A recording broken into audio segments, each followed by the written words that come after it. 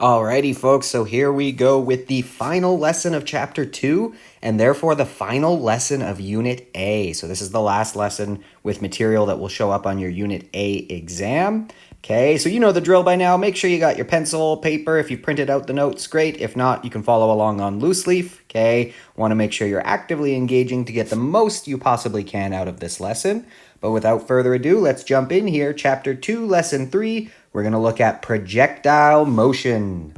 So what does that mean? What is a projectile? Essentially, a projectile is just something that we launch, okay? And then as it's flying through the air, because of gravity, it's going to follow what we call a parabolic path, okay? And if you've taken Math 20, you might recognize there the root word of parabolic is parabola. So parabola is just the shape of, well, something like this, okay? We call that parabola shaped, okay? Now, when we're talking about projectile motion, you can see that, yeah, this kind of makes sense, right? We launch something upwards, but gravity accelerates it downwards. So at first it gets, it's moving up, but it's getting slower and slower. And then eventually it's accelerated down enough that it moves downwards, getting faster and faster until it hits the ground, right? We're also going to look at motion today that's essentially that cut in half. So where we didn't actually launch it upwards, we launched it sideways, like off a cliff, so to speak. So it still follows the parabola, but just this part here, okay? Now, again, really all that's happening here is it's moving sideways,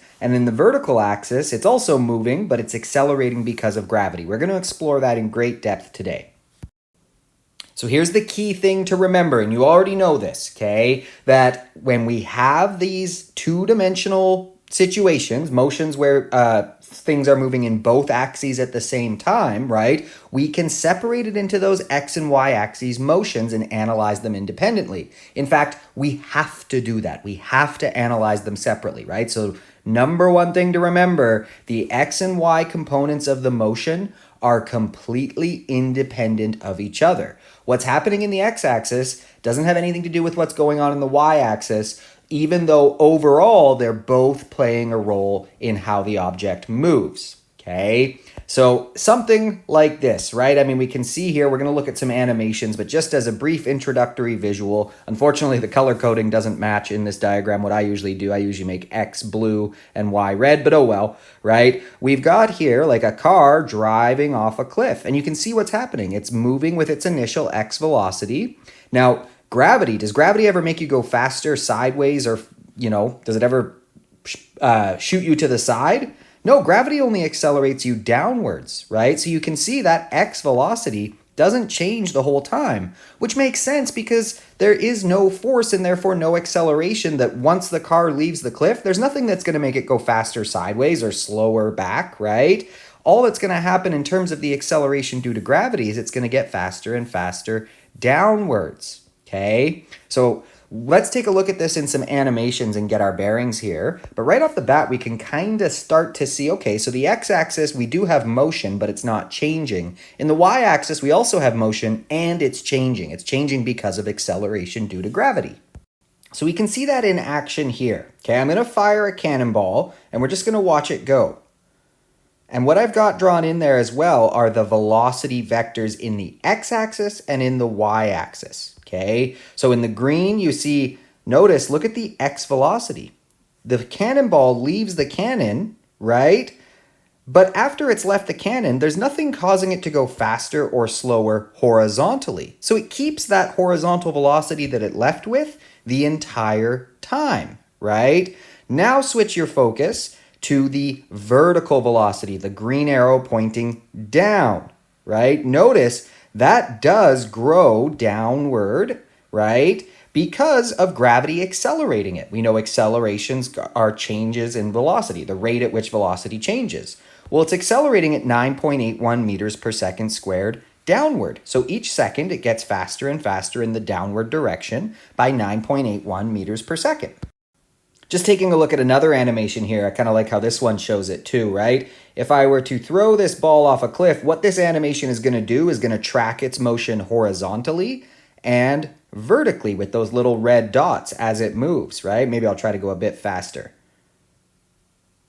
Okay, a little bit faster, right? So take a look at those dots. On the horizontal, all it's doing is putting a dot, every, let's just say 1 second, it's putting a dot. Here's where the ball was horizontally, here's where it was vertically, right? So notice in the x-axis there, we have uniform motion, which makes sense because what would be causing its velocity to change once it's left the cliff horizontally, right? Nothing is going to make it go faster left or right. Gravity is just going to cause it to accelerate downwards, right? And sure enough, on the y-axis, look at that. The dots are getting further and further apart, implying it's going faster and faster downwards as each second passes, okay? So we have to remember that those are completely separate axes. What's happening in the y-axis has nothing to do with what's going to happen in the x-axis, though overall they both affect the object's actual trajectory in black there. So we'll return to those animations throughout the lesson to try and visualize some different stuff as we go. But there's our introductory important things that are going to apply no matter what type of projectile motion we're looking at, whether it's off a cliff, right, this part, or if it's an actual launch at an angle like the whole parabola, okay? So this applies no matter what. Our x velocity is going to be constant because of the next thing we're going to see here. There is no acceleration in the x-axis, right? There's nothing causing this to change its velocity horizontally once it's already been launched or once it's already gone off the cliff. Our velocity in the y-axis now, its vertical velocity, is going to be changing, okay? It's going to be changing in the downward direction, okay? That might mean it's going up and getting slower, or it might mean it's going down and getting faster, but it is always changing downwards. Okay, in fact, as long as we're on Earth, which we typically will be for these problems, we know how much it's changing each second because the acceleration due to gravity on Earth that's causing this vertical acceleration is 9.81 meters per second squared downward. And again, a reminder, all that means is that every second its velocity changes by 9.81 meters per second in the downward direction. Usually we'd call that negative, right? So if it was going 0 meters per second vertically up here, 1 second later it should be going 9.81 meters per second downwards. 2 seconds later, 19.62 meters per second downwards. That's just 2 times 9.81, right? And then another 9.81 meters per second faster downwards in the following second, okay? So we know its acceleration. You can think about it this way, right? If Earth didn't have gravity, well, then this car would just keep going, right? Its velocity is changing vertically because of acceleration due to gravity. Now, again, does that have any effect on how fast it's moving sideways? No. So this acceleration in the x-axis is still 0. Gravity never causes you to fly sideways into your wall, right? It causes you to accelerate downwards to the floor. Okay, so let's take a look at how we're going to approach these because it is super important. I mean, it always has been, but extra with these to make sure we're keeping what's going on with the x-axis separate from what's going on with the y-axis. So for these ones, because it's so important to keep those variables separated, right? I'm going to strongly recommend that we set up a table for our kinematics variables separated into their x and y components. We have to keep track of how fast it's moving, horizontally versus vertically, right? What's the acceleration vertically versus horizontally? How far does it go vertically versus horizontally? So if you set up your table, you're going to have all your data nice and organized, okay? And you'll be setting yourself up for success. So we want to make sure we keep x and y separated because x can only be used with other x's, y's can only be used with other y's. Okay, so as we mentioned, there are really only 2 types of questions you can see with projectile motion. The first, scenario 1, let's call it, is where objects are, off a cliff, I call it. So this is where something was moving horizontally, but it goes off of, a cliff, let's say, and therefore gravity starts to accelerate it downwards. Now notice it doesn't just fall straight down, right? Because of the fact that it still has that horizontal velocity with it the whole way.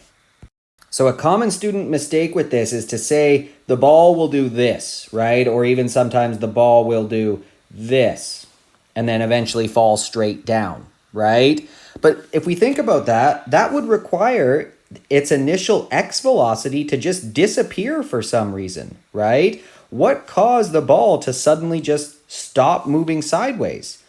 Well, the answer is nothing would, right? There's nothing there to stop the ball. Ignoring air resistance, which to be honest, for many scenarios is pretty much what happens anyway. Air resistance doesn't make that big of a difference for most objects, at least the ones we're going to be analyzing here, okay? So a very common student mistake is to say that it should just eventually be falling straight down, right?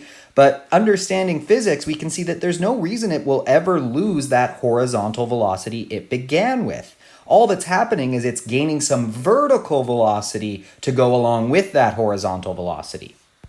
Okay, we'll talk a lot more about that one in a second here, just introducing the two different types of motion here. Scenario 2 is where objects are actually launched upwards at an angle, okay, and then they go down. So instead of launching it straight up so that it goes up and comes back down, we launch it at an angle so that it does go up and come back down, right? But the whole time it's also moving sideways. We give it some initial horizontal velocity, and again, nothing is changing that horizontal velocity the whole time, so it continues to move sideways, right? Vertically, it was moving up, but it's accelerating down, so it gets slower and slower and slower until it actually stops moving vertically and begins to accelerate or begins to move downwards because of that same downward acceleration that's been acting on it the whole time. Again, we'll look at that one in more depth later. Just a broad overview of the two different types of projectile motion we'll analyze today.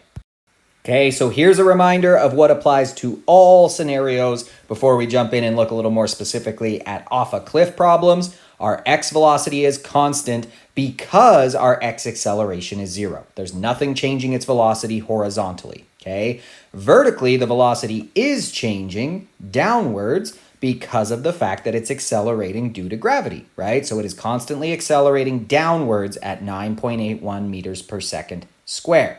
All right, so let's start by analyzing and doing some examples for scenario 1, these off a cliff type problems. So we launch something horizontally, but we're up high, so gravity pulls it downwards, right? It gets to travel some distance horizontally before it reaches the ground because of the fact that we're launching it from up high, okay? So if we look at the x and the y-axis separately here, as we always need to, right? We can see that, sure enough, in the x-axis, it's always going the same distance with each passing second, right? Because it was launched with some velocity, and then nothing is changing that velocity horizontally. There's no force acting on it to make it go faster or slower once it's already left the cannon, right? Now, vertically, different story because of acceleration due to gravity. It does get faster and faster each second as it falls, okay? So looking at the x-axis first here, it's going to travel, if we define, for this picture, if we define that way as positive, our horizontal distance traveled is going to be some positive number, right? We call that number the range, okay? That's just the name we give it. It's how far it goes horizontally, okay? Now, the initial velocity, if it never changes, well, that's going to be the same as the final velocity in the x-axis, right? Whatever velocity it leaves the cannon with horizontally, it still has as it hits the ground here, okay? And an important note there that I just kind of mentioned, it is not 0 for the final velocity. A very common student mistake at first with these is to say, oh, well, it hits the ground and so it comes to a stop and so its final velocity is 0.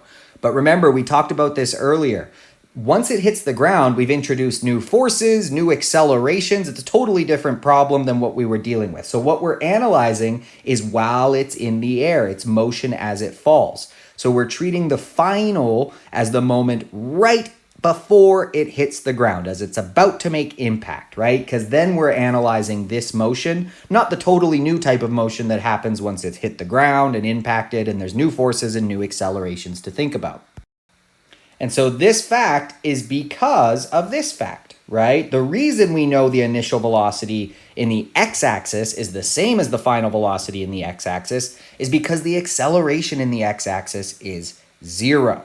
Okay, now, here's the kicker. Here's actually the key to solving a lot of these problems is recognizing that the time it took to go horizontal was the same as the time it took to go vertical because really it was doing both at the same time, right? Yes, we need to analyze the x-axis and y-axis separately, but the ball was actually just going like this, right? Horizontally, it was doing this. Vertically, it was doing this, but it was doing those at the same time. So that's often, I'll give you a little glimpse into how we're going to solve a lot of these problems. A lot of it involves finding time in one of the axes where you do have enough information, and then bringing it over to the other axis to solve for something you wanted to find, but you didn't have enough information before, right? Because these times are the same between the x and y axes, we can find time in one axis and use it to tell us about unknowns in the other axis. Okay, now flip your brain to think vertically, okay? What is happening to this ball in terms of up and down as it is fired and falls off this cliff? Okay, well now, how far did it move vertically? Well, it went from there to there, right? It started up here, it ended up down there, so that's what we would call our y displacement, our vertical displacement, okay? That's going to be, assuming we're defining down as negative, it will be a negative number, and it's just the height of our cliff, right? It's how high the projectile was fired from. Okay, now initially in the y-axis, how fast was it moving?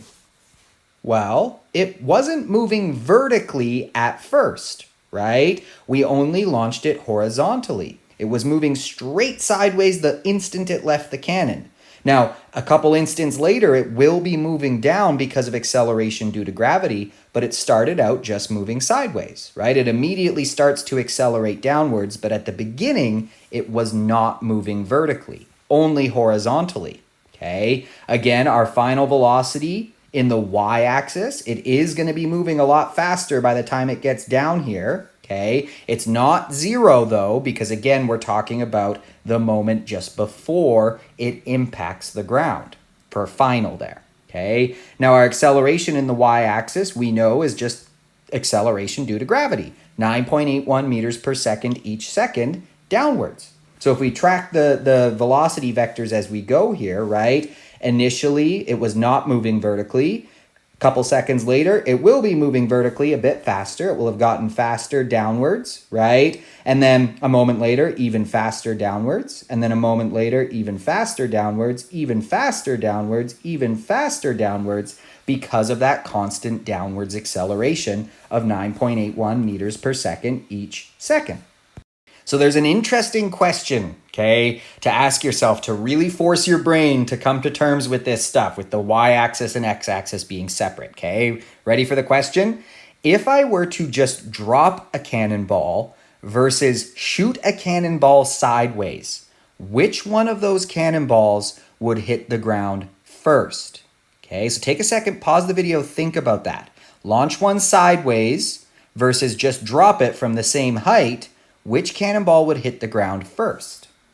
Are you ready to test it out and see? Okay, think about the physics involved, right? What's happening in the y-axis in both cases, okay?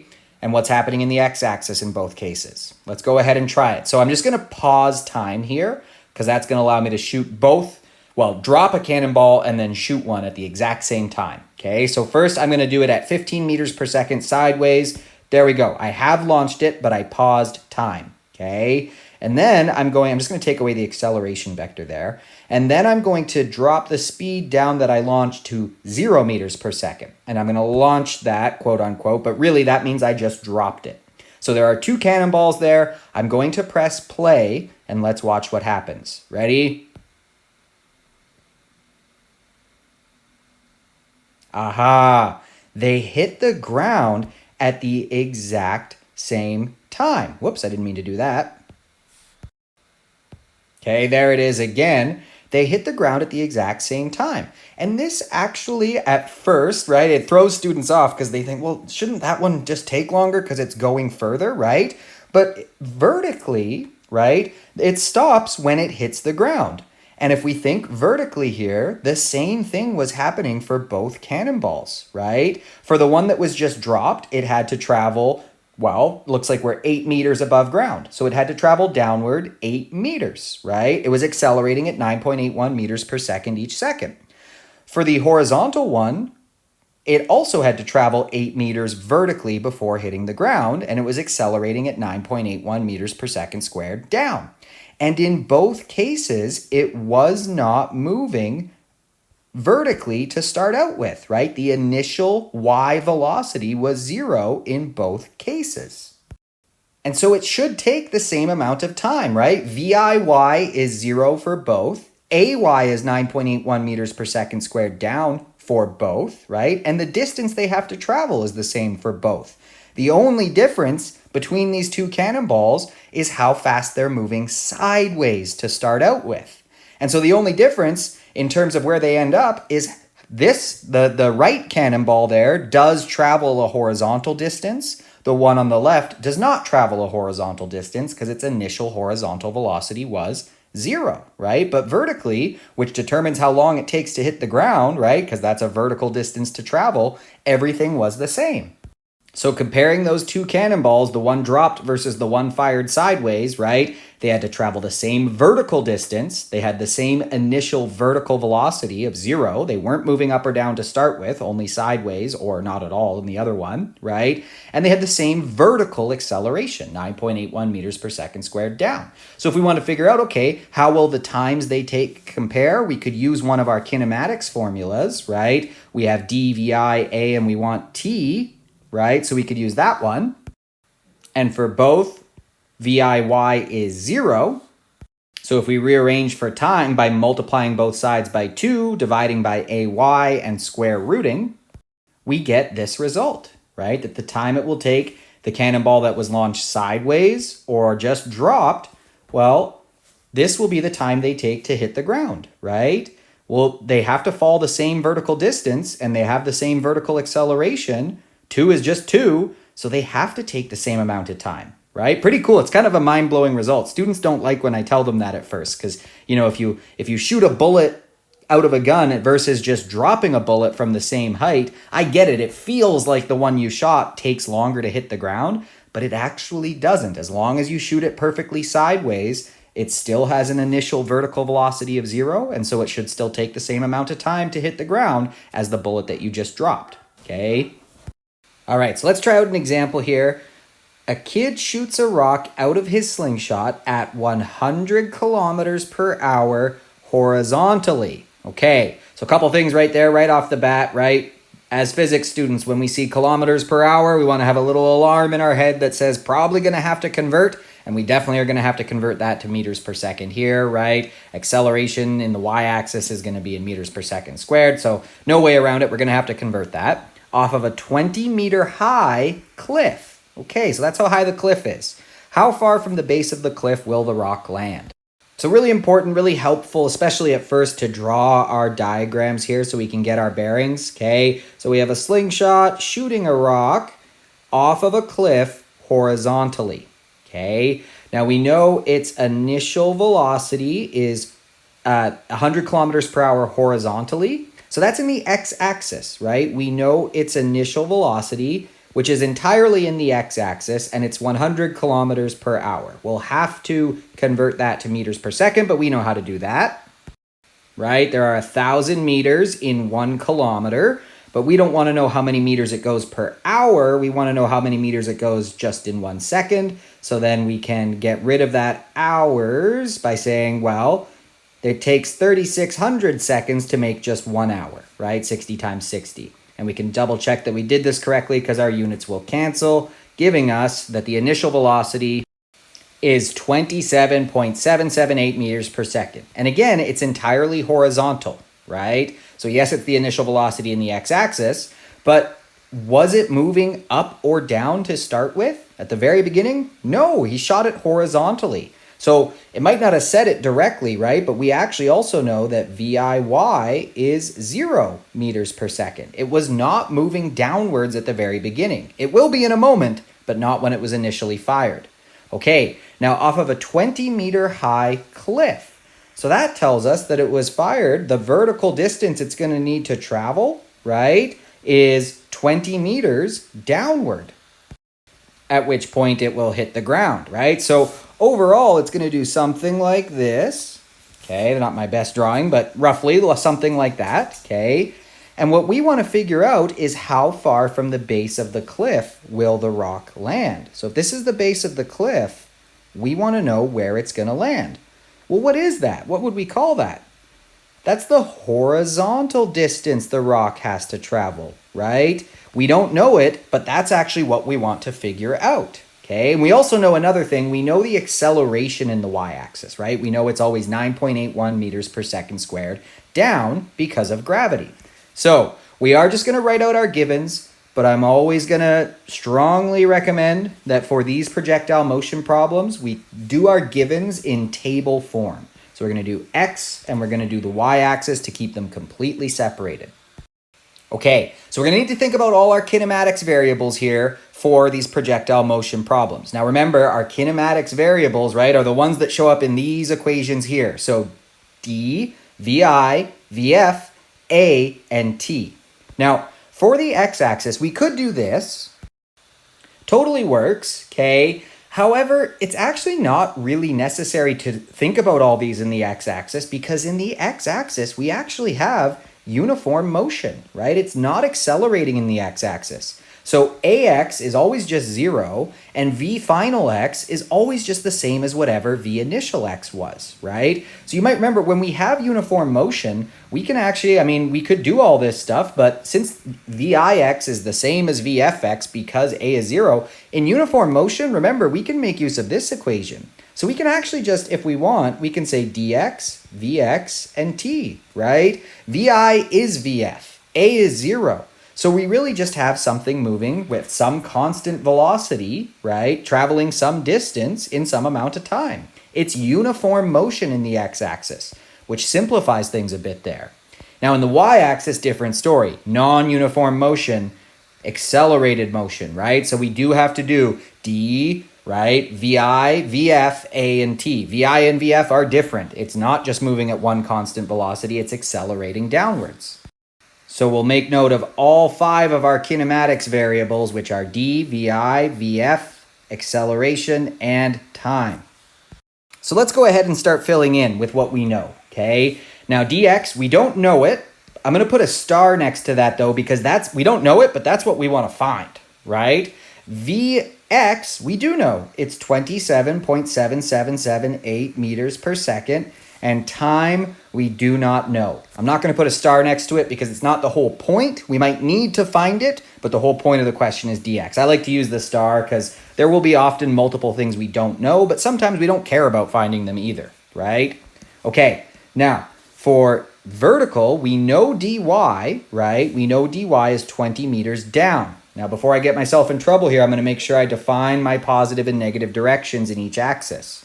So I'm going to call up positive and down negative in the y-axis and right positive and left negative in the x-axis, which means that our vertical displacement, the rock is going to travel 20 meters down. So I'm going to say that our vertical displacement is negative 20 meters. All right, now for VIY, remember this is the initial velocity in the y-axis. How fast was our rock moving up or down at the beginning? Well, it wasn't. It was fired horizontally, right? So yes, it will be moving down in a moment, but at the beginning, we can confidently say that the initial vertical velocity was 0, just like when something is dropped, right? When you drop it, it's not moving at first, but it is going to start accelerating downwards in the moments that follow, right? As we just saw. Now, V final Y, it is going to be faster by the time it hits the ground, of course, right? It's going to be vertically moving quite quickly by the time it hits the ground. We don't know how fast. Maybe we need to find that. Maybe we don't. We'll see. We don't know it, but it's not the point of the question, okay? We might need to find it along the way, but we'll see. The acceleration in the y-axis, well, we know that. We know that acceleration due to gravity on Earth is 9.81 meters per second squared downwards. So down is negative, so negative 9.81 meters per second squared. Okay, now time. We don't know it, but I'm actually going to go ahead here, and I should have done this on the other one too. We don't know the time in the y-axis, so to speak, but it didn't take different amounts of time to do these things, right? So I'll just say that time is the same as time in the x-axis. And similarly over here, we don't know the time in the x-axis, but we do know it's the same as the time in the y-axis. Yes, we're going to analyze the horizontal and vertical motion separately, but they were really doing both things at the same time. It traveled downwards for just as long as it traveled sideways because it did them simultaneously. All right, so we've listed out everything we know in both axes, and we know we need to work separately between our two axes.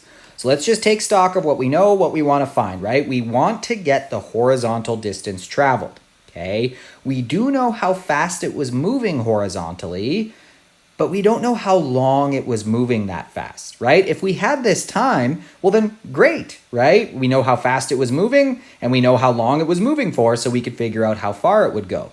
Problem is, we don't know how long, right?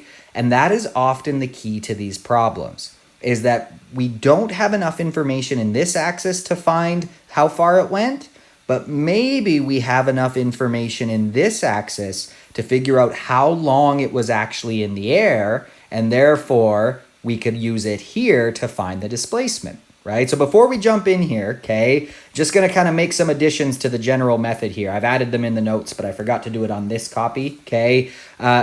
Essentially, we're going to do what we just did, right? Set it all up. And then really what we do is we're going to use our kinematics equations to solve for things we don't know, right? Because this is just kinematics. It's just kinematics in 2 dimensions at the same time, okay? Now, often, not always, but often, the key is to find time in one axis and then use it in the other.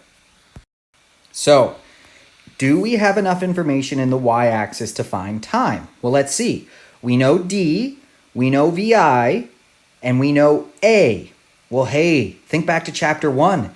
If you know 3 kinematics variables and you want a 4th, there is always a kinematics equation that can do that for you, right? So let's go to our formula sheet. We want a formula that has d, vi, a, and t so that we can solve for time, right? So obviously this one's not going to work because we don't know VF. This one though, VI, time, and acceleration, and displacement. We know all of those things, right? We know d, vi, and a, and we want to find time. And we know we can use this one because our initial velocity in the y-axis is actually 0.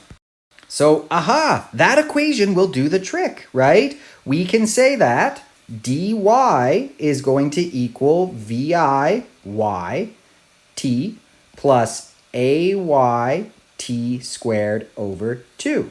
So in our first step, we can find time using what we know in the y-axis, okay? Now, initial velocity in the y-axis is 0, so that makes this even easier, right? Because initially it was not moving vertically. So now we just need to solve this equation for time, right? It is being squared, it is being multiplied by ay, and it's being divided by 2. Following reverse order of operations, I need to deal with the multiplication and division before I can deal with the exponent of 2. So let's multiply both sides by 2, and if we want, we can even, while we're here, divide both sides by ay, right? You can split that up into 2 steps if you want, but it ultimately gives us the same thing. And finally, t squared equals that. Well, to undo the squaring, we can square root.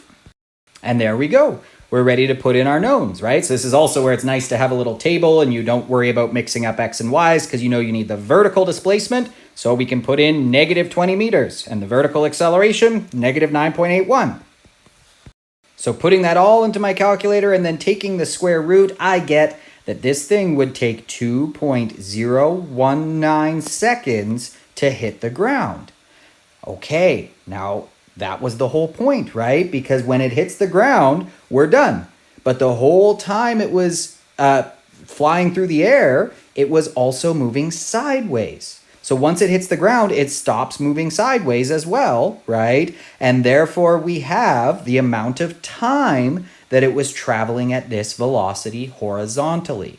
And if we were in Science 10 and I said something is moving this fast for this long, how far does it go? You would be able to find that, right? We've turned this now into a Science 10 problem. It's just v equals d over t. So step 2, we can find dx, right? And since in the x-axis we have uniform motion, we can use good old v equals d over t. That really does apply here because it's not speeding up or slowing down horizontally.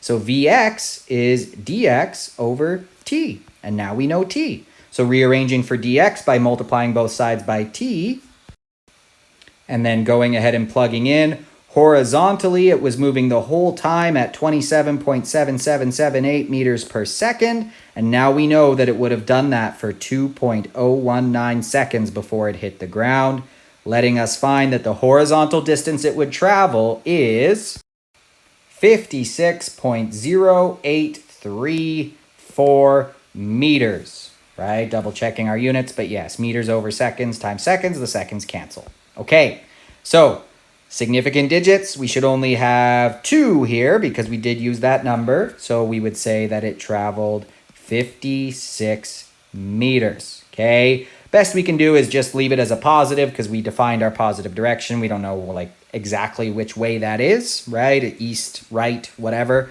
But there we go. That is how far it would travel. So what did we do? Okay, we drew our diagram, right? And then very importantly, we listed out our givens, but we're careful to keep the x's and the y's separate so that we made sure we were only ever working in one axis at a time, right? We realized we didn't have enough information in the x-axis to find what we wanted, but if we had time, we would. So we went over to the y-axis to see if we could use our kinematics equations to find time. All right, sure enough, we could. And with that, we now have enough in the x-axis to find what we wanted. All right, that is the procedure for a lot of these questions, but the general overview is always the same. Okay, let's try another one out here. So a student is running off of a platform. Gonna start drawing my diagram. The student has a speed of 1.5 meters per second, okay? So Vx is 1.5 meters per second at the beginning, and we know that means it'll be the same the whole time, right? They're going to land somewhere over here, okay? They land 3.4 meters from the base of the platform. So this is 3.4 meters. What is that? That's the horizontal distance they would travel, okay?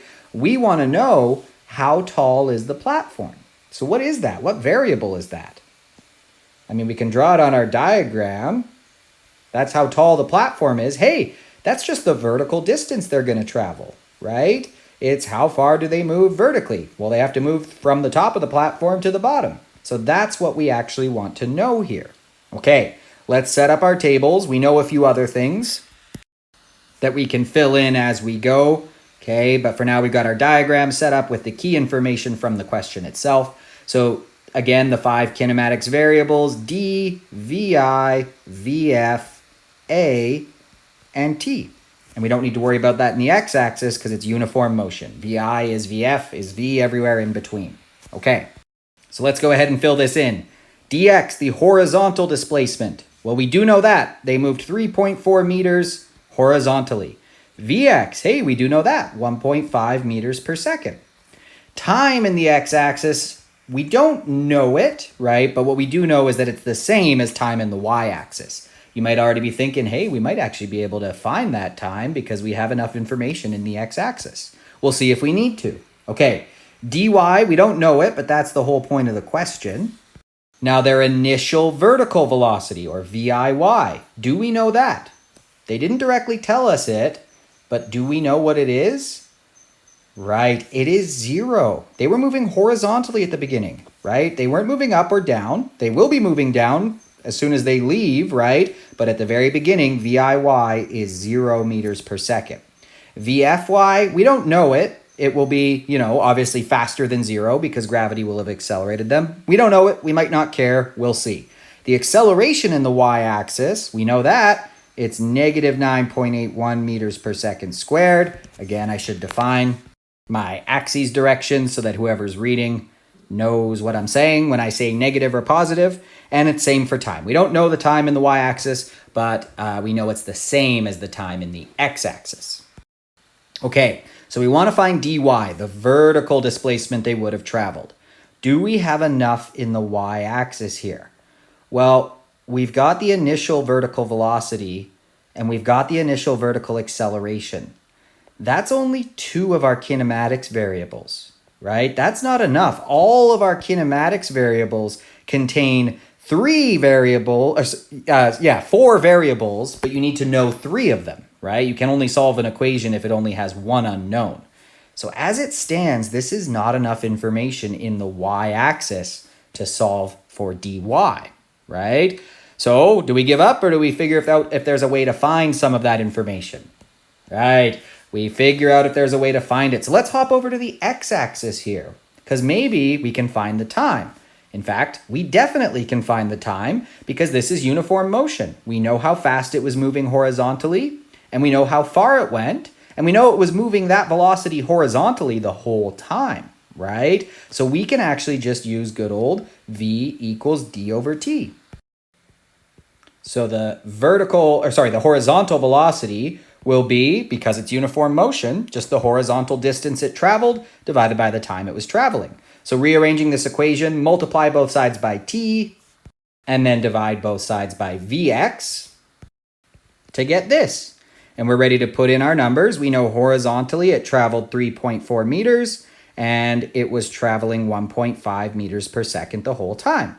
So dividing those two, I get that it must have been traveling for 2.2667 seconds, right? This is just uniform motion. If we know how fast it was going and we know how far it went, we can figure out how long it must have been doing that, right? It would take 2.2667 seconds to go 3.4 meters if you're traveling at a constant 1.5 meters per second. And it did do that. It's just that it was also doing stuff in the vertical axis at the same time.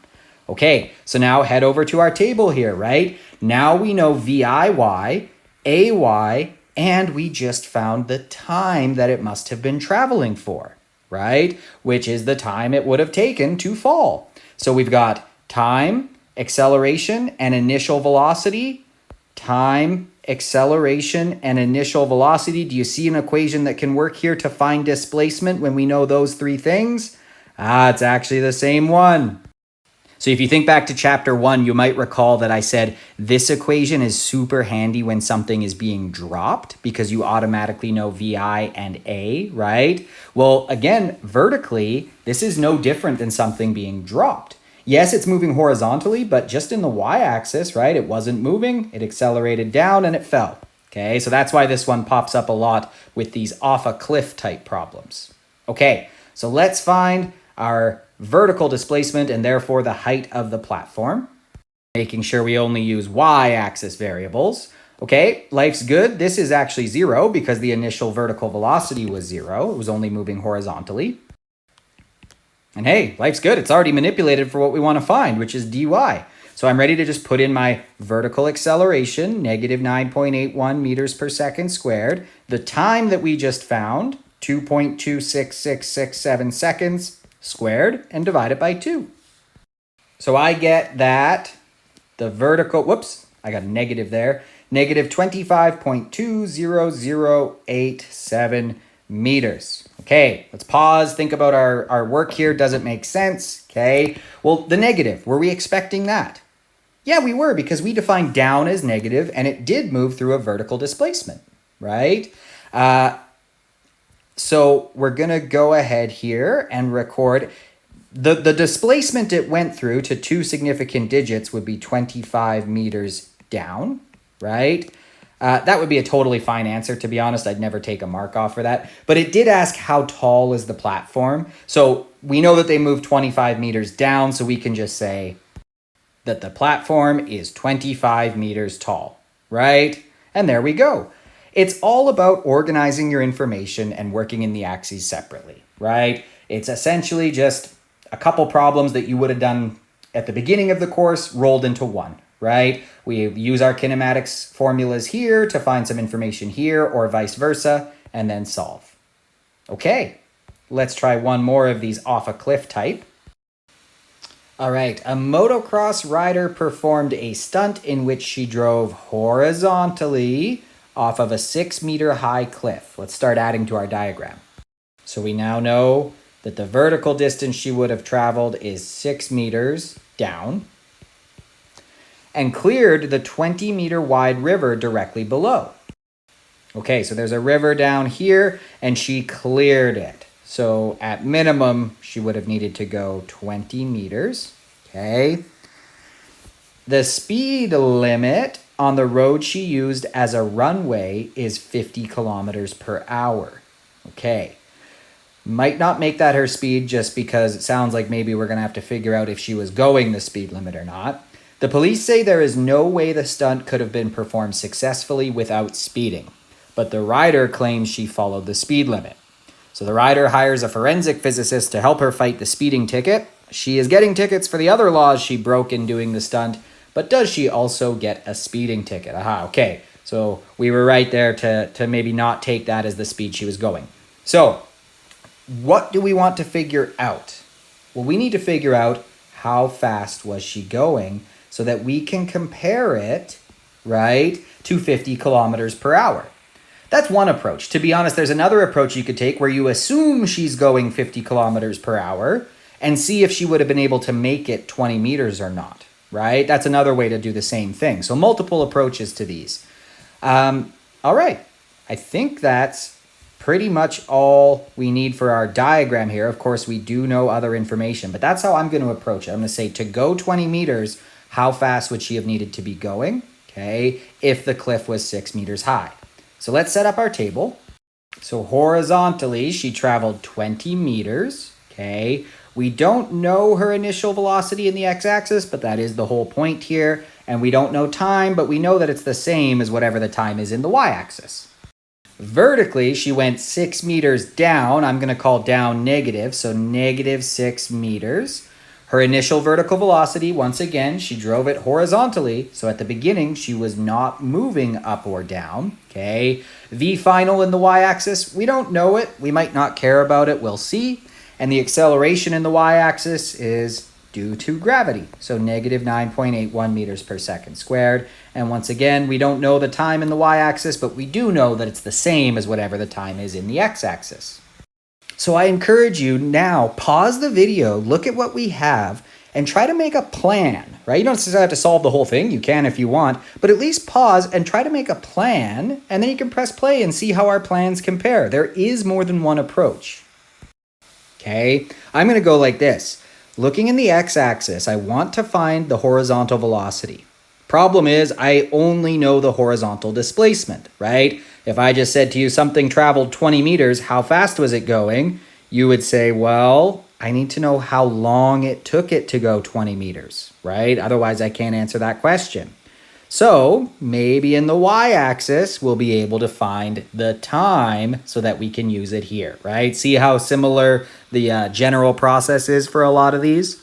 Okay, so what do we know in the y-axis? Well, we know d, we know vi, and we know a. If we know 3 variables, we can always solve for the 4th with our kinematics equations, right? So see what I mean? I told you, this equation, very useful when something is dropped. In other words, when something falls and its initial velocity vertically was 0, which is what's happening in these off of a cliff projectile motion problems. So once again, we can use that to find time, and then we'll have time in the x-axis as well. So same equation. I've shown this manipulation a few times here, so I'm going to go through it pretty quick. VIY is 0, multiply both sides by 2, divide by a, and then square root. And we get that we've already seen a couple times today, okay? So let's go ahead and put in our dy is negative 6, our ay is negative 9.81, and we get that the time it should have taken her to fall from that height is 1.106 seconds, okay? So that is also how long she was traveling horizontally, right? So let's go ahead and use that in the x-axis to now find her velocity in the x-axis. Since we have uniform motion in the x-axis, we can use v equals d over t, and we don't even need to manipulate it. So we now know, right, again, we know she went 20 meters. We now knew it took her 1.106 seconds to do that, so we can figure out how fast she must have been moving horizontally. 20 meters divided by 1.106 seconds shows us that she was traveling at 18.0832 meters per second horizontally. Okay, now remember to always make sure you've actually answered the question. Sometimes you spend a little while solving it, and by the end you get the answer the number you knew you needed, and you forget what you were actually supposed to do with that number, right? So always go back, read it again, make sure this is what they asked. And we did need to find this, but it's actually not our final answer. we now need to compare this to the speed limit and see if she was speeding. Problem is, our speed limit's in kilometers per hour. This is in meters per second, so we can't directly compare them until they're in the same units. So you can, whatever floats your boat, you can convert this to meters per second and compare, or you can convert this to kilometers per hour and compare. I'm going to do the second option. So we need to take this now. We want to go from meters per second to kilometers per hour. So there are, I want meters to cancel. 1 kilometer is 1,000 meters. Makes sense. Divide it by 1,000 to figure out how many kilometers we went per second. Okay, but then we don't want to know how many kilometers we just go in 1 second. We want a full hour. So seconds on bottom. To cancel it out, we'll need seconds on top. And we know that there are 3,600 seconds in an hour. So multiply by 3,600 to figure out how far she goes in an hour. And we get that her velocity in the x-axis in kilometers per hour was 64.8.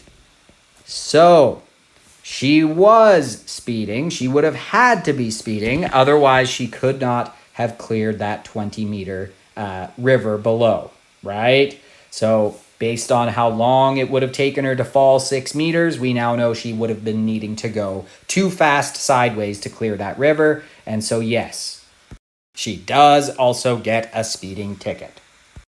All right, so now it's your turn. Okay, pause the video and for sure do this one, page 107, number 1 from your assigned practice problems. Okay, I've written it in there for convenience. It's also a good time if you're looking for a little more practice before continuing on with the video. These are all good ones that you should be ready to do at this point in the lesson. Okay, so as always, you can leave those for the end when you do all of your practice if you'd like, or you can take some time now and pick away at a few of them before moving on. But yeah. All right, next up, we're going to look at what happens in the other scenario where we don't just shoot it straight sideways, we launch it upwards at an angle. All right, so when we launch something at an angle, it's all the same stuff is happening essentially, right? The difference, though, is that now our initial y velocity, because we've launched it not straight sideways, but kind of partially upwards, our initial vertical velocity is no longer 0, right? It is moving up to begin with, while also moving sideways to begin with, right? Its velocity overall has components in the y-axis and the x-axis, well, at the beginning and throughout, right? So if we focus here on the y-axis, right, for now, how is it accelerating the moment we fired it? Well, as soon as we fired it, gravity is accelerating it downwards at 9.81 meters per second squared.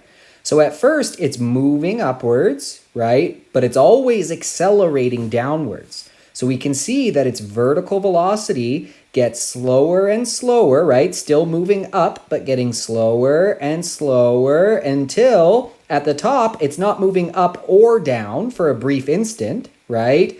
But it's continuing to accelerate down at 9.81 meters per second squared. So now it, turns around vertically and it starts going down faster and faster and faster. The acceleration the entire time is the same. It's negative 9.81 meters per second squared. But for the first half here, it's working against that upward vertical velocity. For the second half, it's working with a downward velocity.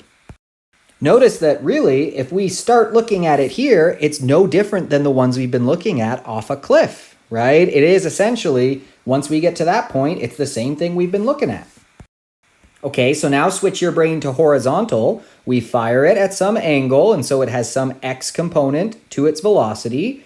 But once again, once we fire it, there is nothing working to accelerate this horizontally, right? As soon as we fire it, nothing's going to make it go faster sideways or slower sideways. It's just going to maintain that same horizontal velocity the entire time, right? We still have uniform motion in the x-axis because the acceleration is vertical because of gravity.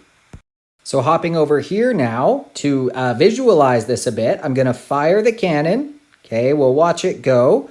And I've got the x component and the y component of the velocity showing up there. Okay, so let's watch that one more time. Notice the y velocity is upwards but decreasing, decreasing, and now downwards increasing, increasing, increasing. I'm going to add the acceleration vector in yellow here. Now look, right? The acceleration's the same the whole time. Earth's gravity doesn't change. It's 9.81 meters per second squared downwards. And so what that does is, since it initially is moving up, it slows it down, speeds it up, speeds it up. But once again, if you keep your eye on that x component of the velocity, well, that's never changing. It has no reason to change. There's no force or acceleration causing it to change its sideways velocity. For another visual here, let's launch a cannonball, okay? And you can see if I look at what happened horizontally, look at that, right? It covered the same distance each time interval horizontally. But vertically, we know it's non-uniform motion, and sure enough, right, on the way up, it's covering a smaller and smaller and smaller distance, and on the way down, it keeps covering a larger and larger and larger distance. Initially, it had an upward velocity, right? Gravity takes that away, and then it continues to accelerate it downwards. So on its way down, it's getting faster and faster. All right, so for dealing with these, it's the same general idea. We're going to set up our givens. We're going to keep track of what's in the x-axis and what's in the y-axis separately, okay? So nothing different there. We just have to think a little bit about, how VIX and how VIY and all those types of things, VFX, VFY, how those are going to change a bit by the fact that we're now launching at an angle, okay? Now, for these, we sometimes are interested in this part of the trajectory, right? Or the other half, right? Up to the max height. Sometimes we're interested in the full trajectory. So between one problem to the next, or sometimes even within one problem, we might just have to switch up what we're thinking about when we say final and when we say initial, right? Remember, final and initial are just two different moments in time. So you can kind of decide if, hey, right now I'm interested in this, you can call this final, right? But if later on I'm interested in what's going on over here, you can call that final. It's just two different moments in time, okay? So let's first look at for half of the trajectory up to the max height, right? Our dx would just be how far did it go, right? Half of the total distance it traveled, half of what we would call the range, okay? But our dy, if we think about that, right? How far did it go vertically before it starts coming back down? Well, that's the maximum height it reached, right? So if we were to look at it that way for the full trajectory, half the trajectory, our vertical displacement is actually our max height. Okay, now here's where I want to focus some time thinking about our initial velocity and how it relates to our x initial velocity and our y initial velocity. When we were looking at off the cliff problems, right, it didn't have components in both axes. The velocity was entirely in the x-axis for these ones, right? Now our initial velocity is partially in the x-axis and partially in the y-axis. So a very common student mistake is to take this velocity that's at an angle and put it in as the x-axis one, because they're thinking of it as an off a cliff problem. But it's not, right? This initial velocity is not how fast it's moving sideways. It's also not how fast it's moving vertically. It's how fast it's moving at that angle. So in order to figure out VIX, we need to think about the launch angle, right? There's its x component. That's how fast it's moving just sideways. And there's its y component. That's how fast it's initially moving just up, okay? And with that launch angle, the angle we launched it at from the horizontal, we can use trigonometry to figure out the components of our initial velocity in each axis. So for the initial velocity's x component, you could see we could use cosine, right? Adjacent over hypotenuse. So setting up that ratio and then solving for VIX, right? Multiply both sides by VI. So the x component of this velocity, that's how fast it's moving sideways if it's moving at this angle, is just going to be the initial velocity, right? This whole velocity times the cosine of theta. How fast it's moving upwards, very similar process, but it's opposite an hypotenuse, so it would be sine theta. You can see how we arrive at this here. Okay, so super important. VI, when we're launching at an angle, is not VIX and it's not VIY. VI has components that are its x component and y component that we would need for our table here. Okay. Now, nothing different here in the x-axis. There's still nothing causing it to accelerate, so we can still confidently say that V final x is V initial x is V everywhere in between in the x-axis, right? It's uniform motion in the x-axis still. Okay, it's going to move at that velocity horizontally the whole time. okay? And of course, time is still the same for both. Now in the y-axis, we already talked about how the vertical displacement is the max height and how we can get the y component. Now, if we're just looking at half of the trajectory, well, what we can know then is that the final, if I look at this here, how fast is it moving up or down at this moment right here? Right? It's actually not moving up or down. It's about to be moving down. And a moment earlier, it was moving up, but it's reached its max height, right? Before transitioning from moving up to moving down, you have to pass 0 meters per second. And so at that moment, right at the max height, it is not moving up or down. Its vertical velocity in the y-axis is 0, okay?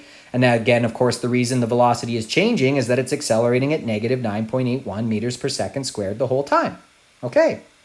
Now, if we're looking at the times involved here, they are equal. Keep in mind that it would be half of the total time it's in the air. It takes just as much time to go up as it does to come down. Something I'll prove to you in a second when we talk about a concept over here.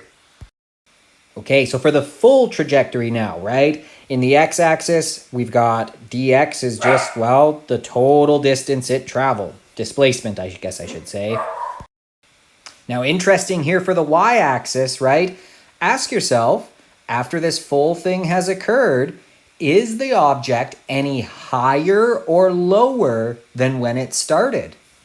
No, it's not, right? It was on the ground, it went up, it came back down, is on the ground. So vertically, the displacement is actually 0. Yeah, it went up, but it came back down. It is no higher or lower than when it began. It's moved sideways, but separately looking at each axis, vertically, nothing has changed. Okay, for our components of our initial velocity, nothing different there, the same trigonometry, right? We're still looking at where we launched it from and the angle we launched it at, okay? And for the x-axis final velocity, you know the story by now, right? Nothing is speeding it up or slowing it down horizontally, so the velocity stays the same, the acceleration is 0, we have uniform motion horizontally. Y-axis, a little more interesting.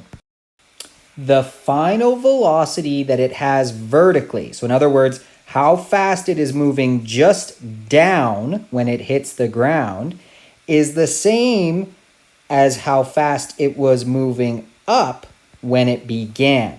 So in other words, V final Y is going to be negative V initial Y, just as fast, but down instead of up. Now, that is honestly something that we'll just kind of use, and you don't have to prove it every time, but I am going to prove it to you now, hopefully, just because I don't want to claim that without backing it up a bit, right? I want you to trust me a little bit on that. So one quick way I can prove this, and I'll do it another way that's a little more intuitive, hopefully, as well, is just using one of our kinematics equations, okay, in the y-axis. So if I say that the final velocity in the y-axis squared equals the initial velocity in the y-axis squared plus 2 times the acceleration in the y-axis times the displacement in the y-axis, right? Well, we know that for the full trajectory, the displacement in the y-axis was actually 0. So we get this. The final velocity squared has to equal the initial velocity squared. Now, that's only possible if they're the same number, right? However, we know one is going down and one is going up. So one of them must be negative, right? They're the same size, but final is negative and initial is positive, right? And that works because when we square something, like for example, if our initial final velocity was negative 10 squared and our initial velocity was positive 10, and then we square it, because we're squaring them, it is true, right? A negative times a negative is a positive. So it works out, right? So because of this fact here, that the final displacement for the y is 0, we kind of show that the final velocity has to be the same as the initial velocity in the y-axis, right? Just in the opposite direction. Now, that's just an equation. I understand it's not as intuitive, so let's think about it in terms of what's actually going on throughout the trajectory. So for the first half of this, I want you to think about the time it would take. Okay, just in terms of the variables. Well, we know that the final velocity in the y-axis here is 0 because it stops before coming back down, right? So we could use this equation, right? Rearrange and find that the time it would take to come up would be the square root of 2d over a, where d is this distance here. Now for the second half, to think about how long it will take to come down, right? Well, initially in the y-axis, it's not moving up or down. If we start looking at it here, right, it's at the top, so it's about to be moving down, but it's not moving down yet or up, right? And it's a very similar manipulation to show that here we also get 2d over a square rooted as the time it takes to come down. Now that d that it has to come down is the same, of course, as the distance it had to go up, right? That's the same number. And we know that the acceleration is the same vertically the whole time. It's negative 9.81. So we've just proven one thing we already mentioned, that the time it takes to go up has to be the same as the time it takes to come down. Okay, now it's accelerating at negative 9.81 meters per second squared for the whole time vertically, right? So that means for this amount of time, it's accelerating at negative 9.81 meters per second squared. And then for this amount of time, it's accelerating at negative 9.81 meters per second squared. And those two are the same amount of time. So it accelerates at negative 9.81 for the exact same amount of time here as it does here. So now think about this equation, right? The acceleration is the change in velocity over time. So therefore, the change in velocity is the acceleration times the time. Now, what we've just shown is that the time is the same for the first half as for the second half. And we already knew the acceleration was the same. And what that means is that the change in velocity needs to be the same for this half as it will be for this half. They have the same time, they have the same acceleration. So then what is the change in velocity that happens during this first half? Well, it goes from having a velocity of VIY upwards to a vertical velocity of 0 at the top, right? So if we think about that, the change in velocity, final minus initial, would be 0 minus initial VIY. The change in velocity for that first half is negative VIY. I mean, that makes sense, right? To go from positive VIY to 0, you have to change by minus 1 VIY. Now, since we've shown that the change in velocity has to be the same for this half, we know that its change in velocity also has to be negative VIY, right? Again, they take the same amount of time to go down as they did to go up, and they have the same acceleration the whole time. So the change in velocity has to be the same for the first half as the second half. And now we can see that the change in velocity for the first half is negative VIY. So for the second half, it must also be negative VIY. And it started for the second half here from 0. So if you start at 0 and you change by negative VIY, what do you end up at? You end up at negative VIY, right? So we've just proven for sure that the final vertical velocity has to just be the initial velocity in the y-axis, but downwards, okay? So like I said, we will mostly just take that for granted and use it, okay? But when we first learn it, I don't want to take it for granted. I want to dig in there and see why it makes sense, right? Always better in physics to understand than to memorize. But we're not going to go through this whole process of proving it every time when we are actually solving problems. I'll just use the fact that for the full trajectory, the final velocity in the y-axis is just as fast as the initial y velocity, but downwards instead of upwards. Okay. And acceleration in the y, still negative 9.81 the whole time. And of course, the times are the same in each axis. Let's go ahead and try out an example here to get a feeling for this. So a cannonball is fired at 86 meters per second at an angle of 40 degrees relative to the horizontal. Okay, so be very careful. Like I said, number one student mistake here would be to say that this is horizontal. It's VIX, right? But it's not. It's got X components and Y components. This is just VI, right? So I'm going to go ahead and draw that in. VI is at an angle, okay, of 40 degrees relative to the horizontal. Now our cannonball is going to do something like this. It's going to follow a parabolic trajectory. Okay, now this VI is aimed at 40 degrees relative to the horizontal. So relative to the horizontal is here, right? That's the horizontal. So this is 40 degrees, which means we can already start thinking about our X component, right? That is how fast it was moving horizontally when fired and how fast it will move horizontally the whole time. And that is how fast it was moving vertically when fired. That will change because of acceleration due to gravity. So we want to figure out the maximum height reached by the cannonball. Well, that happens here, of course, right? After it's finished moving up, but just before it starts moving down. So we want to know how high is that, right? Well, what is that? That's the vertical displacement for half of the full trajectory, right? So we can now start listing out and thinking about our givens and what's required in the x and the y axes. Okay, so I've set up our table here. Again, VI is 86 meters per second, but that's at an angle, right? Neither y nor x is 86 meters per second. There's some components of that, okay? Now in the x-axis, we still just have uniform motion, so we can just use v equals d over t. In the y-axis, different story. We have accelerated motion, so there's no such thing as just Vy. Vy is constantly changing. We have to think about final and initial and all that good stuff. But let's go ahead and start filling it in. Okay, what do we know? Dx, do we know how far it went horizontally? No, but we don't really care, right? Or at least we don't, that's not the point of the question. Okay, now Vx, we can find it, right? We can find it with trigonometry. Okay, so again, Vi is 86 meters per second. Vix is adjacent to this 40-degree angle, and Vi is our hypotenuse. So with some trigonometry, we can say that the cosine of 40 degrees equals adjacent Vix over Vi, 86 meters per second. And therefore, Vix is just going to be 86 times the cos of 40, which gave me this, right? 65.8798 meters per second. Okay, and again, that's Vix, but it's also Vfx and Vx everywhere in between. In the x-axis, we have uniform motion.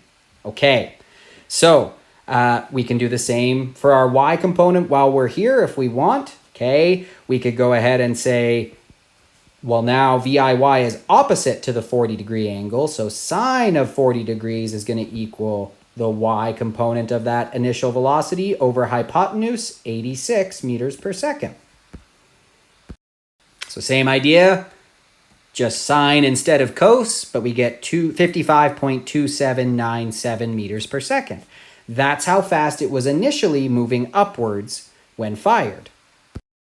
Okay, now time, again, don't know it, but it's not like the ball split into two separate parts to go vertically and horizontally. It was doing them both at the same time. So we know it's the same as in the y-axis. All right, now dy, we don't know it, but that's actually the whole point of the question, right? So dy, we want to find the max height, don't know it yet.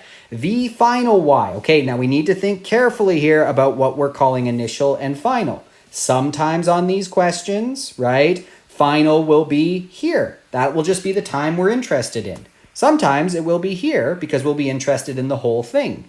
Which is it for this question if we want to find the max height? Right, it's that top, right? That's where the max height happens, so let's call that our final, and then we can think about what's going on there with our equation. So how fast is it moving vertically at that moment in time? Right, it's actually not. It was moving up, up, up, up, up, and then down, down, down, down, down, and between those, it's momentarily not moving up or down, right? In order to go from moving up to moving down, you have to pass not moving at all. So at that moment, at our max height, the vertical velocity is 0, right? Which makes sense because if it were still moving up, well, it wouldn't be at its max height yet. And if it had already started moving down, it wouldn't be at its max height any longer, right? It would have already passed it. So it has to be the moment where it's not moving up or down that we're at our max height. Acceleration in the y-axis still negative 9.81 meters per second squared, assuming down is negative, and time in the y is same as time in the x. Okay, so we want to know the vertical displacement, dy. Okay, let's just check here. We know the initial vertical velocity, we know the final vertical velocity, and we know the acceleration. Hang on a sec, we know 3 things in the y-axis. We should be able, or might be able anyway, with one of our kinematics equations to find the displacement, right? The kinematics equations are set up so that if you know 3 kinematics variables, you should usually be able to find the 4th. Okay, so VI, VF, A, and D. We're looking for an equation that contains VI, VF, A, and D. Well, that won't work. We don't know time, right? We might be able to find time, but it won't work for what we're checking right now. Okay, time, and then that one. Whoa, VF squared equals VI squared plus 2AD. We want to know D, we have the acceleration, we know the initial vertical velocity, and we know the final vertical velocity for this moment is 0, right? So we might actually just be able to do this in one step. Let's see what happens.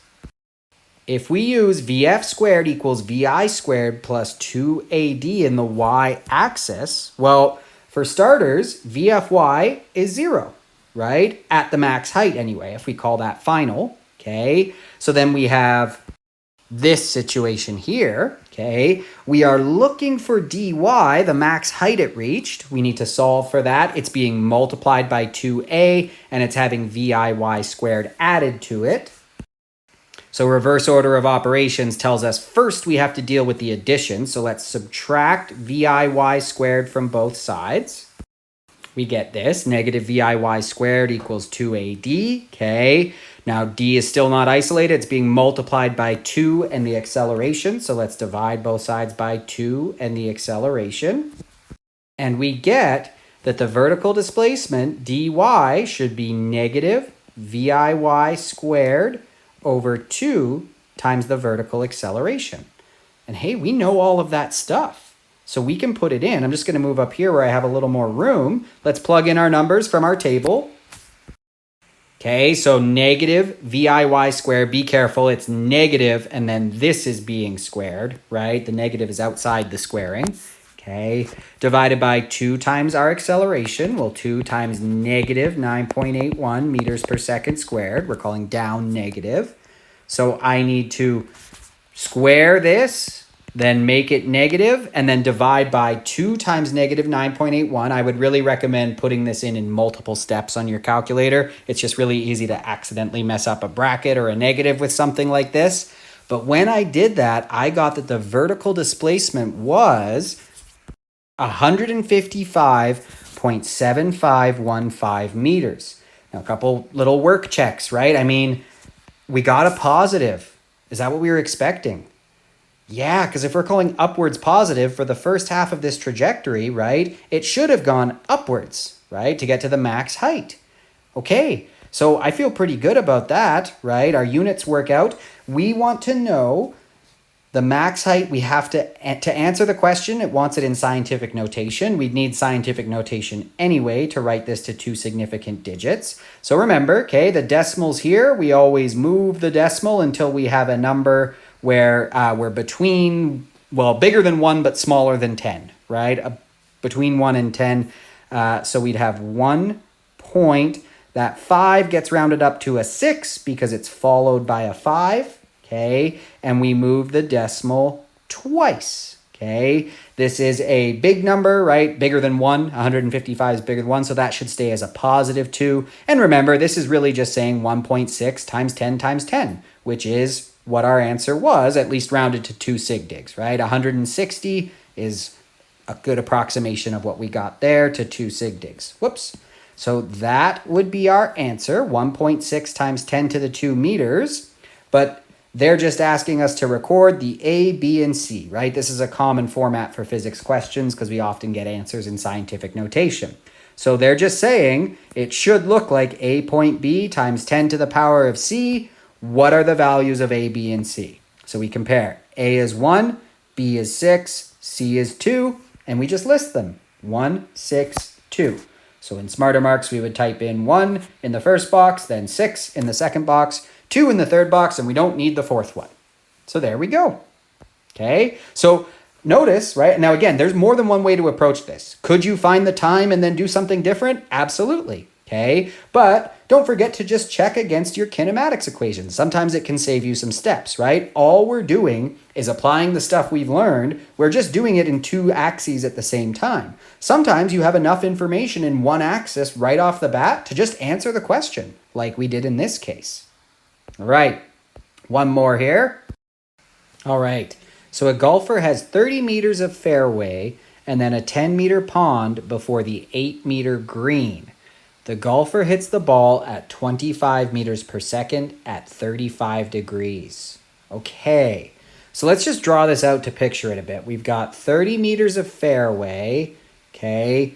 It's all right if if your golf knowledge isn't top notch, we can still, from the context of the question, figure out what's going on, right? There's 30 meters of something, okay? Then 10 meters of a pond, and then finally an 8-meter green, and we just want to know if it lands on the green or not, right? So that's enough information to figure out what's going on. This is 8 meters, then 10. And so we just want to know if the ball lands somewhere in this range, right? So they hit the ball at 25 meters per second at 35 degrees.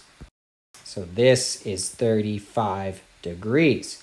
And the ball is going to do something like this. I mean, we'll be optimistic. We'll say maybe it lands on the green, right? But really, what are we trying to figure out? Well, we want to know, where does it actually land, right? How far does it travel horizontally before landing? That is the point of this question, in order to figure out if the ball lands on the green for part A. Okay, so for part A, we're going to call that final. We are interested in the whole trajectory, right? Not just at the max height. Okay, so we can already start thinking about, well, it has its initial y velocity and its initial x velocity. We can just find those with trigonometry, okay? Just going to get my table started here with my givens, okay? So in the x-axis, we don't know the displacement, but that is kind of the whole point, right? The x component of this velocity here, well, we can find that pretty quick with trigonometry, right? We'll use the cosine of 35 degrees adjacent over hypotenuse. So showing that really quick. But same as before, right? 25 times the cos of 35 shows me that the x component of this velocity is going to be 24.4788 meters per second the whole way. Okay, so add that to our table. While we're here, we might as well do the y component, right? We're probably going to need it. Again, with the y component, it's just going to be sine, right? Same setup, except sine instead of cos, because y is opposite. And opposite over hypotenuse is the sine ratio. So that gave me that the initial y velocity, how fast it was moving upwards, was 14.3394 meters per second. So when they first hit the ball, that's how fast it's moving just up, right? Yes, it's also moving to the right, but that's how fast it's moving just up. Might as well add that to our table. Okay, and for time in the x-axis, we don't know it, but we know it's the same as whatever it is in the y-axis. All right, now dy. Keep in mind, we're now doing the full trajectory, right? From here all the way to here. So how far higher or lower vertically is it than when we began? Well, 0, right? It's actually at the same height as when it started. So vertically, it has not displaced itself, right? It's gone a lot sideways, but not up or down by the time all is said and done. Now, v final y, right? Remember, we proved it up here, okay? We'll often just kind of take it for granted. We don't need to prove it every single time as long as we understand where it comes from. So the final vertical velocity will actually be the same as the initial, but downwards instead of upwards. So calling down negative, I'll make that negative 14.3394. The acceleration in the y-axis is negative 9.81 meters per second squared. And once again, they were doing both things, vertical and horizontal, at the same time. Okay, so for part A, we want to know, does the ball land on the green? Like we said, that means we're really just looking for the horizontal distance it traveled. Well, right now we do not have enough information in the x-axis to solve for dx, right? All we know is how fast was it going, right?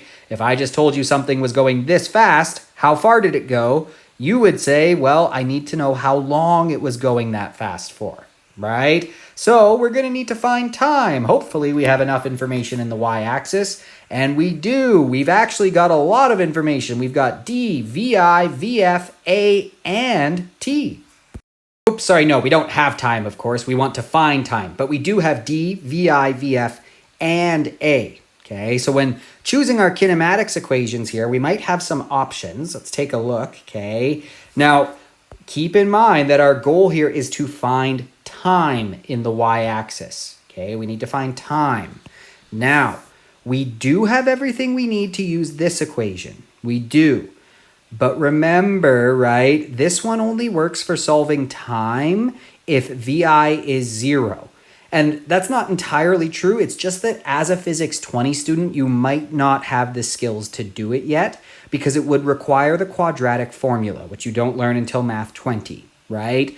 And so the problem there would be that we'd have time and time squared, meaning there's no way to isolate it, right? So we actually would, not that this can't be used, but before you learn the quadratic equation, you won't really be able to use it, okay? If you do know the quadratic equation, by all means, you could use that, okay? Same problem pops up here, okay?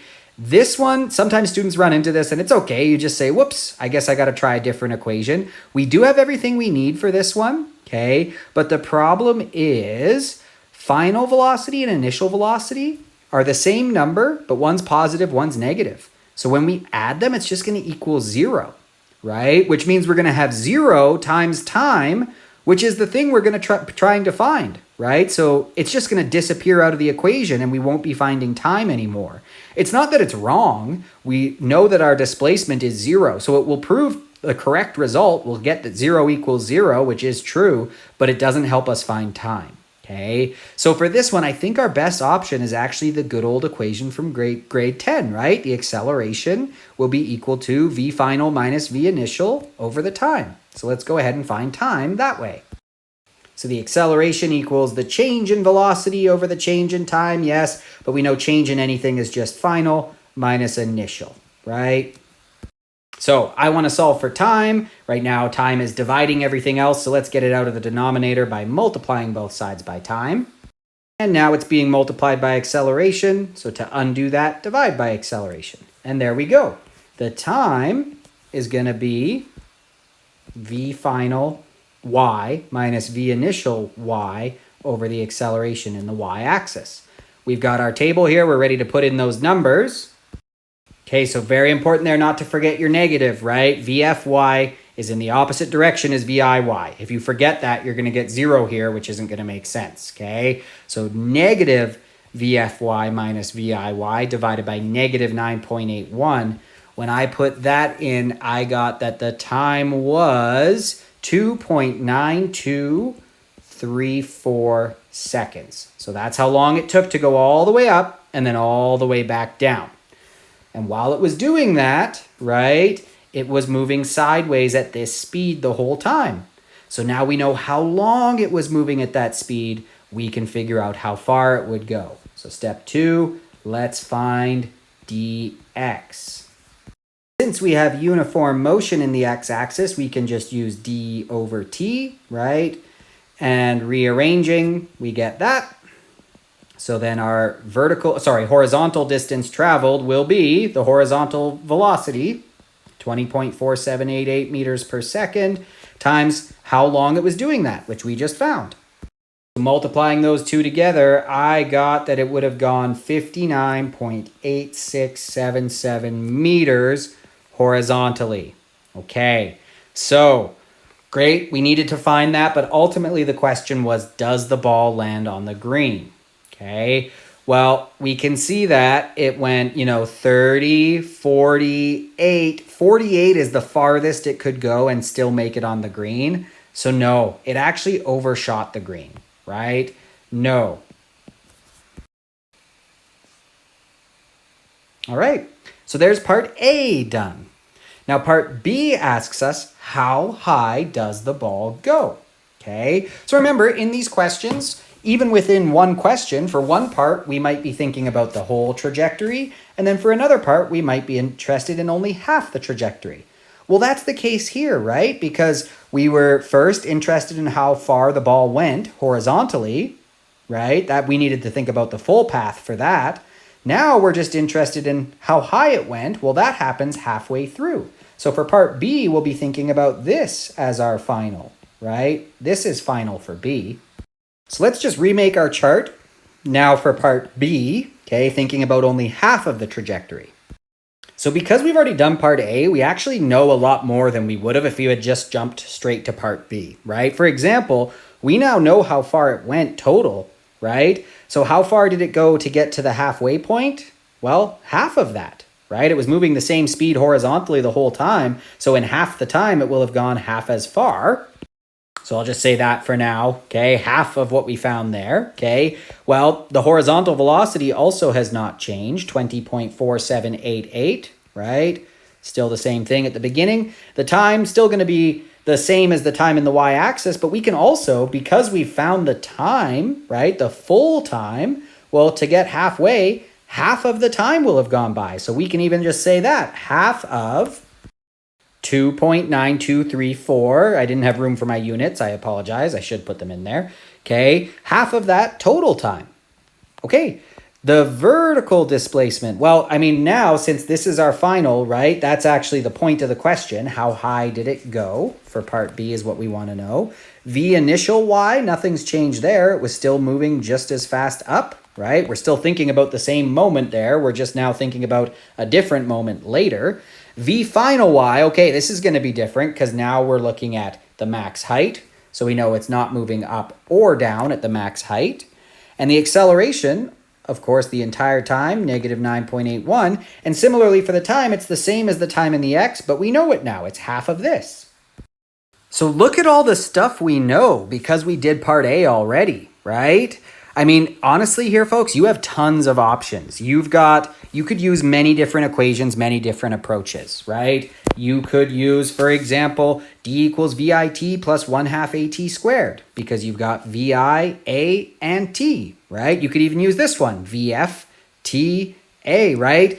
Personally, though, just because we calculated these ones, right, that we calculated those in part A, I always, when I can, I like to use things that I was given instead of things I was calculated, just in case I messed up my calculations. And so here, the least number of calculations involved is actually we used, we weren't given that directly, but we figured it out directly from the question without having to calculate anything, right? This just required us to do a SOHCAHTOA, right? And with this is a given. So personally, I would actually go with this one here. And again, the only reason is just that we calculated this time in part A. So if we mess that up, we're going to also mess up our answer to part B. But there's nothing wrong with using that, right? We have tons of options here because we've gone and found that time. So more kinematics equations are available to us because of the fact that we now do know the time, okay? So I'm going to go ahead and use VF squared equals VI squared plus 2AD, right? And even better, VF is 0 at the max height. So here we go. Subtract VI squared from both sides and then divide both sides by 2A to solve for the vertical displacement. In this case, that represents the max height. And we're ready to plug in. Our vertical velocity, how fast it was moving up at the beginning, is 14.3394 meters per second. Don't forget to square that. It's in the formula. Divided by 2 times acceleration due to gravity, negative 9.81 meters per second squared. Again, I would not recommend putting this into your calculator all at once, but when I put it in, I got 10.4800 meters. Okay, so that is our vertical displacement up until this moment in time. In other words, it is our max height, right? So to 2 significant digits, that would be 10 meters, right? The max height is 10 meters. All right. Go ahead now and try this one out. Pause the video. And as always, this is a good time for you if you want to try those more, if you feel like you need a little more practice before you continue with the lesson. Okay, there's actually not much left of the lesson at all. We're just going to do some conceptual multiple choice questions here, okay? Or you can save those for afterwards and do them as you do all of your practice. I will note number 9 here is a good challenger question, okay? It's going to involve off a cliff and at an angle. But don't panic, okay? You know how to deal with different segments. My advice would be when you start thinking about this part of the journey, think of it just as an off a cliff problem, right? Starting from there. It's just like at a new higher cliff almost, because we know from there it all looks the same as just going off a cliff. Okay, go ahead, try that one out, and then we'll finish up here with some conceptual ones. Okay, so for this one, in the diagram below, the paths shown represent the trajectories of two projectiles fired at the same time with the same initial velocity by the battleship at targets A and B. So what's the difference? It looks like just the angle it was fired at, right? Now it asks us, which target gets hit first? Justify your answer with physics-based reasoning. So is it A, B? Do they get hit at the same time, or do we need more information? Okay, let's think about this.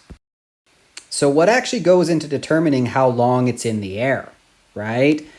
It's got some initial upward velocity, and the acceleration is the same for both. It's 9.81 meters per second squared, right? And so that upward velocity is going to be, on the way up, it's getting undone by the downward acceleration, so to speak, right? So if it's the same acceleration for both, right, whichever one has the larger upwards component to its velocity to begin with should take longer, because that acceleration, the same acceleration, is going to take longer to undo a larger upward velocity. If we use the simulation here to think about it, I'm going to fire both of these cannons at 18 meters per second. I've paused time, so I've shot one at an angle of 25 degrees, and then I'm going to shoot one at an angle of, let's say, 70 degrees. Okay, so fire. Now let's press play on this and watch what happens. Whoa, okay. Let's see that same thing again, but in slow motion this time, okay? So they're both accelerating at the same rate, but because that, the one that's still in the air had a larger upward velocity to begin with, it takes longer for gravity to accelerate it, to slow it down first, right? And then accelerate it back down to Earth, just because it's starting from a larger positive upward velocity component, right? So visualizing this a bit, if they're both the same, like let's just to put a number on it, they're fired at 10 meters per second, right? But one's just fired at a higher angle, well, that just means its y component is larger, right? More of that 10 meters per second is in the y-axis than compared to this one, right? And so we know that they have the same acceleration acting vertically on both of them, and it's a vertical acceleration, so it only acts on that vertical velocity. So since it's the same acceleration, it's going to take, that acceleration longer to sort of undo this upward velocity as opposed to this one, right? So the answer here, which one gets hit first, it's going to be target B, right? There was more upward velocity component involved in target A, and so it's going to take that same acceleration a longer time to accelerate it from positive VIY down to 0, down to negative VIY. All right, now for this last one here, the diagram below shows the trajectory of two balls, A and B, after falling from a platform. Ball A is dropped straight down at the exact same time ball B is kicked horizontally. Which ball hits the ground first? A, B, same time, or do we need more information? Well, we've already actually kind of looked at ones like this, right? They both vertically have to fall the same distance, okay? They're both vertically starting from an initial velocity of 0, right? This one just happens to also be moving sideways, but to start out, it's not moving up or down. So we've already shown how they have to take the same amount of time, right? They also, I forgot to mention, they also vertically have the exact same acceleration, 9.81, right? So rearranging this thing here, we get the same result we've seen a few times today. The time is 2 square root 2d over a. They're following the same distance. They have the same vertical acceleration. So they have to take the same amount of time, right?